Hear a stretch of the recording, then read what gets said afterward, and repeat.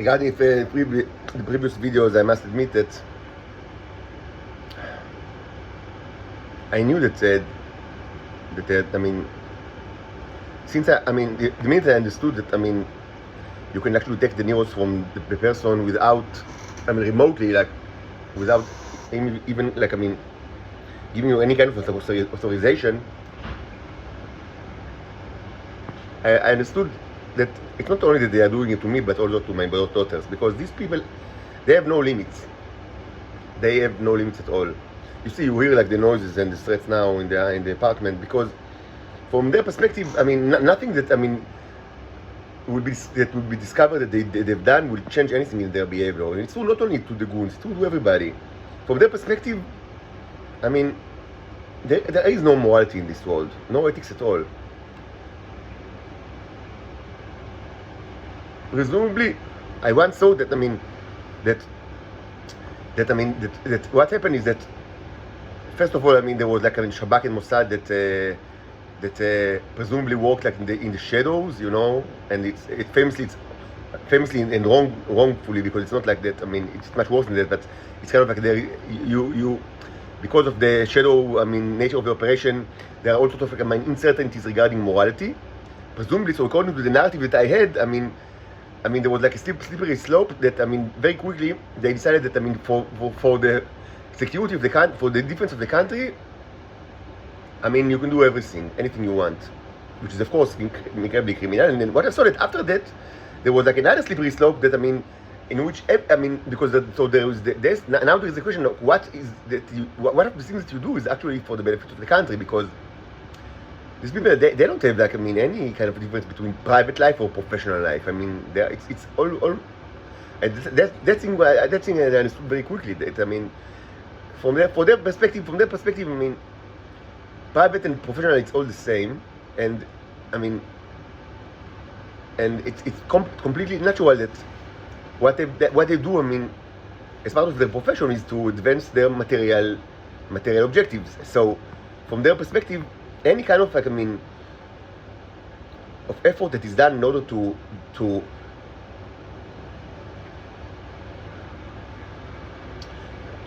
advance their own material gain is done for the benefit of the country, because or even for the security of the country, because they are servants of the country. So everything that they do is painted with kind of like the golden paint of that is done for the benefit of the country, even though it's done just for them to get more money, simply so. But that was kind of like that was like how they conceptualize it to themselves, like the people of the security sector, which it's a tremendous amount of people, including for ultra orthodox, as you know, that they and against like what you might have seen, they're also part of the Shabak and the Mossad, and so all of them, like all of the Israelis, presumably went through this slippery slope that eventually, there is no kind of sphere within their life that there is a room for morality in it, because everything that they do either for the benefit of the country or for their own material gain, which is almost everything. But that is also, painted with the golden color of like benefit for the country. So actually, morality can only exist within in almost non-existent sphere of life, and everything else is a place where there is no morality in it. That was the initial idea that I had, but after some time I understood that that kind of like presumably cynical process is also very naive, because in reality there was no time in history where they actually adopted any kind of morality in the universal sense, like good and evil that is not detached from the benefits of the group. In Greek philosophy there is also the kind of like juxtaposition, I would say, between like the heroic moralism and the kind of like ideal moralism, of course, which is represented most obviously by Plato and Socrates. And presumably, according to the what I'm also giving like a science from the air conditioner. Like God, look where your son lives. Like, how, where, I mean, since this kind of like the beginning of this discovery journey that I mean, 4.5 years ago, I cannot speak with anyone. Like, I mean, I only speak with, I mean, the only kind of like objects that are interacting with me are like the air conditioner, the air conditioner. So, I mean, what kind of an existence is it that, I mean, you can only interact with the air conditioner? Like, do you speak? And the air conditioner, I mean, sometimes, I mean, if it's kind of like, I mean, agrees, so, I mean, you know, there's a lot of, you know, things that the air conditioner can do, like, I mean, change, like, the number, or I don't know, change, like, you know, mostly, I mean, mostly it can just, I mean, show error 4 instead of, I mean, even if it's not like a huge sign language, I mean, it's certainly, I mean, it may be done by an operator, so that, I mean, wants to say that you are right, or you are wrong, or you shouldn't do that, or you should do the other. So, I mean, so after some time, you understand, I mean, I interact with a stupid robot that is actually an air conditioner, and that's the only person that I have in my life, which is, I mean, yeah, I know the metaphor, yeah, I know you are laughing now, he doesn't understand the metaphor, yeah, I do understand. So, but please God, I mean, is there a place with humans that can interact with you that are not actors? Like, I mean, that they actually have like internal states, like in the brain, and not only mouth and tongue and vocal cords that are remotely connected to some kind of like a shitter in the somewhere, like, you know, I don't know where. I mean, is there a human somewhere? Like, I mean, did humans survive something? I mean, that happened. I mean, is this a post-apocalyptic society, and there are actually no more humans? I mean, maybe. Anyway, yeah, I mean, I thought about it quite a bit. That I mean, yes, I mean, it should be admitted that quite a bit of my circumstances, certainly, more so if they are dramatized, or if they are presented in a little bit of like artistic, you know, way, which is something that I do a lot. So certain like aspect of a situation can be not only be alluded to Jesus, but also to Socrates. Socrates, I just say Socrates. Yes, I thought about it quite a bit, and certainly, I mean, it was manifested like in a monologue that I have done like yesterday, if you remember, yesterday night, which, I mean, I think it's called The Eyes 2, something like that. That, I mean, there's a part where I explicitly, I mean, refer to the Jesus trial, Pilate and Caesar, and after, and eventually it's kind of like it becomes like a more like, I mean, something from Dune, explicitly so.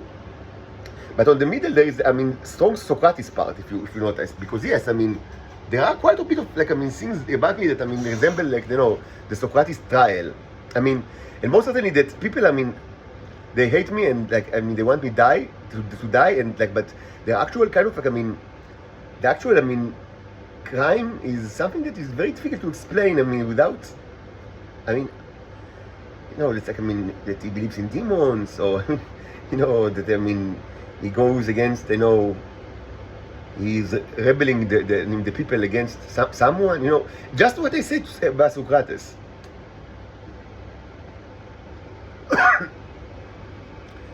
So yeah, I mean, so famously, I mean, the heroic moralism that, of course, is best represented in the Iliad it's more complicated than that. But I mean, according to the general idea, can be summarized in one sentence: you need to be good to your friends and bad to your enemies. Like, that's it. I mean, and if you do it well enough, you are not only a good person, you are a hero. And this is considered heroic moralism, and it's heroic not necessarily in a positive way. Not necessarily in a positive way, because, I mean, it means that it relates to the hero, to the times of the heroes, which is not something that, I mean, explicitly according to Plato, it's something that should be superseded with the ideal moralism, which means that good and bad is not only related to, I mean, your power group, or like, I mean, you know, your social group, which also it should be defined by power, by the fact that you share power together. And there is that, I mean, there is a concept of universal moralism, which means that, I mean, even if a person you don't know nothing about him, whether he belongs to your group or not, I mean, it's not necessarily it's all to know it in order to act morally towards this person.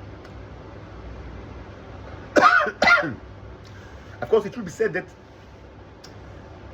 since very early, I mean, in Greek times, I mean, side by side with the heroic moralism, there also existed the very strong concept of being good to stranger, and it was also it's an ancient one, and it's I mean, it's certainly it's something that belongs to the realm of universal like ethics, and because the whole idea that I mean, like the narrative that or kind of the basic situation that requires ethical action is that you live in like either in an isolated city state or in an island, which of course was very common among Greeks because they have so many islands and they have city states. And I mean the island scenario is even like I would say more refined in that context, because what happened is that they had ships that you can barely navigate the three rims. So many times people just swayed by the wind, and was wrecked, or not necessarily wrecked, but just swept ashore. And I had to wait until winds changed, and for some time they had to spend time in an island that without any control of where they actually, or with very little control about their whereabouts. And then there is the question of how the people of the island will treat them. And of course, the worst example of all is the example from the Odyssey with Polyphemus.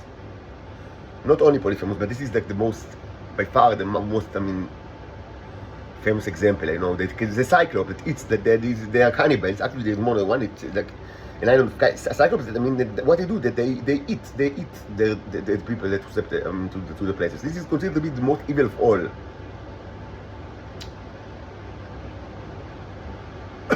Maybe it's worth mentioning that we have only one satyr play from Greek time that was preserved in completely, and this is the Cyclope of Euripides. And actually very interesting because it uses this kind of like scene from the Odyssey to create a clash of moralism between Ulysses or Odysseus and the Cyclope. That they start to speak like a little bit like philosophers, and the Cyclope, of course, what he says, the classical argument in favor of power, like they said, what is it? There is no right and wrong, it's only strong and weak, something like that.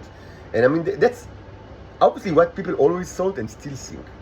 Look at the story of my life, and it's obvious that people, human beings, have never really advanced like beyond the hero, even not the heroic moralism, the moralism of the Cyclope that you can eat like whoever like swept to your island. But of course, the Greeks, their ideal, at least according to their declared ideas, was exactly the opposite. And famously, and this is also already, mentioned by Hesiodos. It's kind of a very early writer that, he mentioned the famous test of Jupiter, or test of Zeus, which means Zeus, sometimes accompanied with Apollo or another person, or Hermes. They change their appearance to look like commoners, and they go to a place, like a secluded town or village, and they see how people will treat them. Maybe will someone open their door to give them food and shelter, which is actually something that people today actually probably wouldn't do. None of them, but they expected people to do it. And famously, if people have done it, they've given them like prizes. And if no one have done it, like in the entire town or village, this like was like a sign that the entire society is corrupted. And it was also something that exists like in Greek mythology, that the idea, which is something that it might like echoes like monotheistic beliefs. Of course, can be found in the Bible, the idea of like the bad city, like or the bad town, that the bad society. That there's like the whole city is bad, like and then Zeus can destroy everything, okay, the entire town. And so it was incredibly important. And of course, this presupposes like the universality of ethics, not just because this person does not belong to your group by definition, a stranger. So you should help him. And even get him into your house and give him food. So it was very important. At least from like the declarative, I would say, side. But what you see now in our time is that it's not only that these guys have no concept of universal morality. It's that nobody else seems to have it. Like, I mean, and you ask yourself, did anyone ever had it? Like, I mean, because everybody just ask themselves, like, this person, is he like in our side? No, first they ask themselves, does he has any power at all, or force, or something that he can do? And if the answer is no, they just eat him, like they did to me. And that's true to everybody. Doesn't matter like who.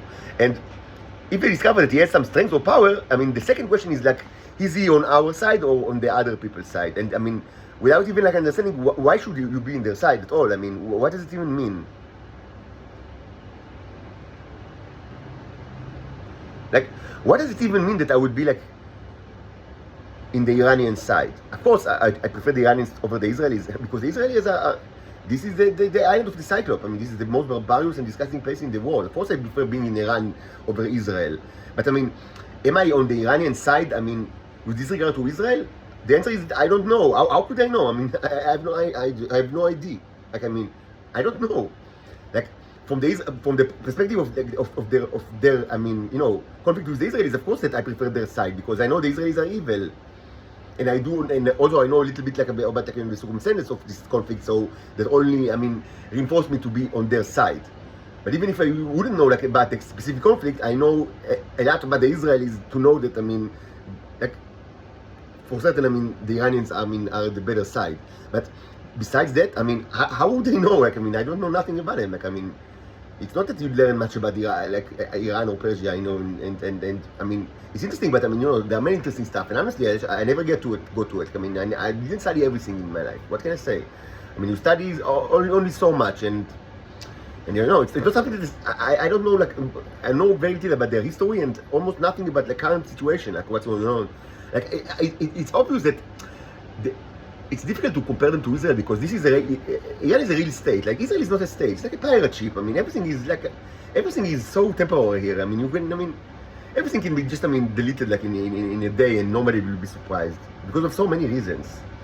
Like, everything is so temporary, you know. Just everybody wants to, you know, to grab things for themselves, like as soon as possible, and run away, like Jurassic Park. And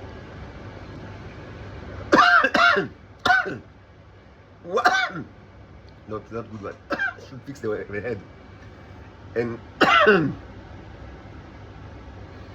and regarding Iran, I mean, it's much more complicated, because obviously it's a big country with many people, and like, you know, they have history and they know circumstances. I mean, and so they have all sorts of problems that I don't understand at all, like economical problems, like foreign relationship problems. So, I mean, what does it even mean that I will be in the Iranian side? I mean, it's completely arbitrary. I mean, if you don't know nothing about the place, I mean, what can you say? I mean, the only thing I can say that, I mean, certainly, from the perspective of the Israeli-Iranian conflict, of course I take the Iranian side.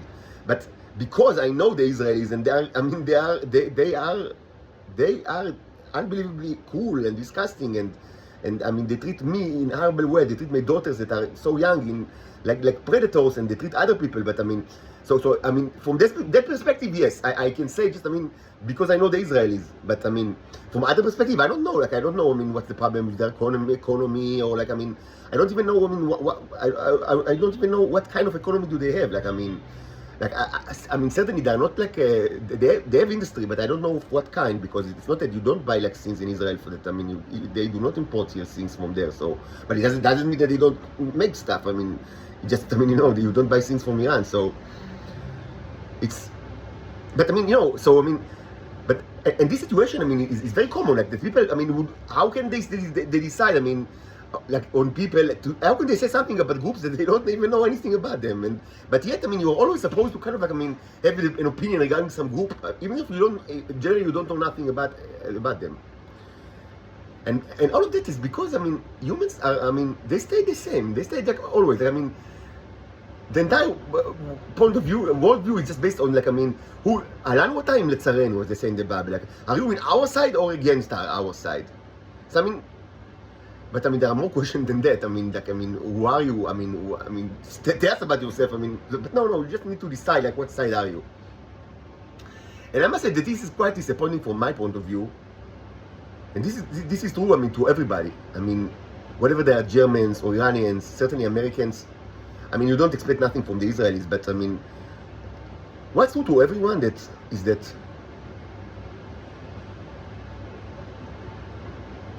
you all have tremendous ego, and that fact dictated how all of you treated me all through my life and up until now. And you see it the best in the fact that people actually believed the lies of the Israelis, and this is true to Iranians as well. It's true to everybody. And you should ask yourself, I mean, almost everybody like believed with all the actually believed, and this is even including Israelis, that there is something special about my nature, because this is obviously true because of the issue with the, if not only because of the issue with the gates. I mean, that is enough. Like, I mean, because not every Titan is like this kind of a property of like they to be the gate opener. Like, I mean, even just for that, but I mean, they had other reasons to believe that there is something inherently special about me. Maybe they connected me to Jesus. Maybe they connected me, I don't know, to Near East mythology, or I don't know. Maybe they had other ideas that are, I don't know what. But I mean, it's certain that there was like a widespread agreement, like that of the fact that I'm kind of from birth something is very special about me. But I mean, no one thought that this also implied that it's not probable that I will be a very bad person or stupid or an idiot, and that I mean if Israel says so, I mean they are probably liars, because anyway they are liars. They are known to be liars. But I mean, why do you even jump to to believe something even if they were not known to be chronic liars? I mean, like, why should this special being with special kind of heritage behind him, I mean, even if he's not Jesus, like, I mean, even if he's just like an angel or just like, a special kind of alien, why would you assume that I mean, it's so easily you accept the fact that he's a pedophile, or that he's an idiot, or that he is a bad person? I mean, shouldn't it, like, maybe you should, I mean, if I would say that if humans were not like so much consumed with their ego, I mean, the general idea should have been that, I mean, that it's probably a good person, like, I mean, unless proven otherwise, and probably smart person, unless proven otherwise. Like, I mean, why should, Jesus or God or the cherubs, or, any kind of, like foreign entity with tremendous powers, why should, they choose, like, as an ambassador, a person that is inherently stupid and evil and pedophile, homosexual? Why should they do that? Why? I mean, why do you think that, these creatures, even like, if you actually believe that it's like this is the son of God, or maybe just a prophet, and it's not just, prophet is a lot. It's not that you see prophets every day.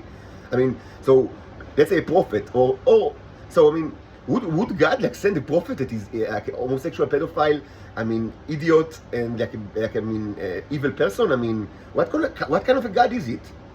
And if you do not believe in God, and you said, okay, these are like special group of angels, or maybe just aliens in a secular way. But why would the aliens send such a monster to your place? Are they stupid? Like, are they? Why are they? Why do you jump to assume that these aliens are so much like irresponsible and lack of judgment as to send someone with all these bad qualities? And again, while it's so easy to assume that the Israelis are just liars because they are known to be liars and they have material interest in that.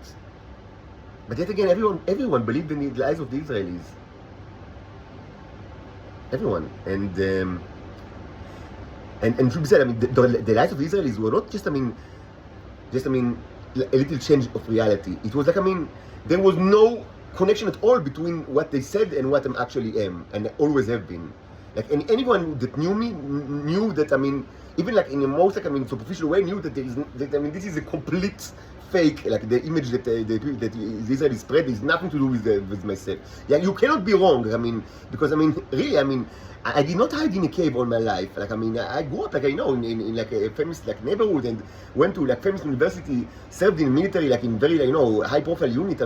People knew me all my life, and I was never shy. I spoke, I wrote. You cannot mistakenly think that just by observation that I am homosexual, because I'm obviously not. It was proven all my life, and you cannot think that I'm stupid, because I'm obviously not, and it was known since I was 3 years old that I'm not at all stupid. And and other stuff. there's just such a gap between, like, I mean, the representation and reality. And you ask yourself, why did people jump to believe this representation? Like, I mean, unless there is, like, an inherent problem in the ego of humans that, I mean, it doesn't matter if, like, that they automatically want to believe that the foreigner is so much worse than them. And it doesn't matter if the foreigner is just a representative of another civilization, or an alien, or an angel, or even the son of God, or a prophet. In each of these cases, they really like something in them, and this is true to everybody. Something in them really wants to believe that this guy, the foreigner, is actually a creep and it's worse than us. And I don't understand why, besides, I mean, the only explanation, and it's obvious explanation, is that all humans are, like, flushed with ego, like, I mean, that are full to the brim with ego, and they cannot even, like, judge reality in very simple, like, I mean, you know, they cannot even pass very basic judgment of the reality, I mean, without the ego completely interfering with their evaluation. And this is not just something that just, I mean, you know, tremendous implication on my life. It has implications on on the ability of humans to actually interact with other species. And this is like I mean, you know, that's the worst problem, because, I mean, if you for so many years you mistreated the first contact in such a way, it most certainly means that, I mean, when you meet, like, other species, like, not only one, but, I mean, maybe many of the same species, I mean, it's not going to end well. It already happened with the Venusians, so it's not theoretical. But it means that if you can say they were primitive, so we didn't know how to treat them, even though it's ridiculous. But, I mean, but now, I mean, it's not a representative of primitive, like, I mean, obviously it's not like a representative of primitive, like, species, and yet, from what you've shown, I mean, whatever species that you will meet, whether it's, like, a primitive, quote-unquote, like the Venusians, or advanced, I mean, it most certainly means that it will very quickly deteriorate to war. And this is something incredibly pessimistic, and it suggests that allowing you to get out of your planet is something that is extremely dangerous and irrational, and that the people that are in charge in this galaxy should not ever let you do it, get out of this Earth. And I would say that you wouldn't, as I said in the past, you wouldn't have wanted to actually live in a universe where, like, the higher forces allows species like you to get out of their planet, because it means that, because in such a universe, this kind of universe would be full of predatory species that always, like, I mean, try to eat each other, and you wouldn't want it. That's very sad, but, I mean, any rational kind of, like, argumentation would necessitate, I think, to say that the minimum punishment of humankind for how they treated me should be, like, the minimum of the minimum should be not to allow them to get out of their planet forever. Because, I mean, the chance, because if you will meet other species, and I cannot see any kind of, like, option or, like, I mean, pathway to the future where this will not very quickly deteriorate to war.